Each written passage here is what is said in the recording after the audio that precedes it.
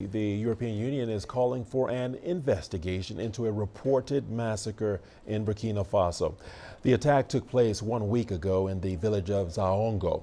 EU officials say around 100 people are believed to have been killed, including women and children. It's not clear who carried out the killings. One resident said the attack happened 2 days after fighting between security forces and militants. Burkinabe authorities have yet to respond to the international concern being sounded. The country has been battling an extremist insurgency since 2015, with thousands killed and millions displaced. Well, let's get more on this. We're joined by Lucien Kambour from Ouagadougou. Lucien, welcome to the program. Thank you for joining us here on Africa Live. Lucien, EU alleges that around 100 civilians, including women and children, were killed in an attack in central eastern village of Zaongo. What more can you tell us about this incident?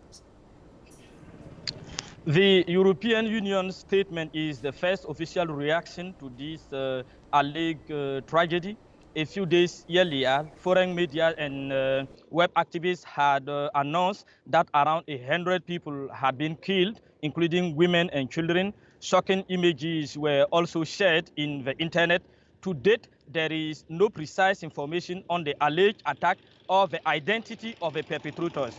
Zaongo is a village the north of the country. All right, Lucien, the European Union has called for an investigation into the reported killing. The question to be asked is, how has the government responded to this? To date, there has been no reaction from the government. Perhaps a press release will be issued later. This morning, I contacted some members of the government's communication services who said they had no information on the subject. And finally, Lucien, before we let you go, we understand this general security situation is not at its best, but can you talk to us about the general security and humanitarian situation across the country as we speak today?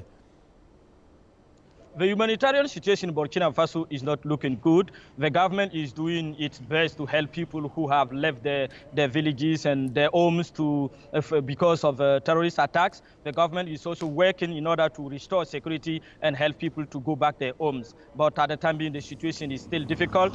On September, the government announced that more than 91,000 people had went back to their homes. And what we know is also that in the situation, there has been more than 6,000 schools that have been shut down. The government announced that some of them have been opened back during this school year, but at the time being, the situation is still difficult in the country, both the security and the humanitarian situation. All right, Lucien Kambour, let's leave it there for now. Thank you so much for that update and report. Lucien Kambour reporting from Ouagadougou.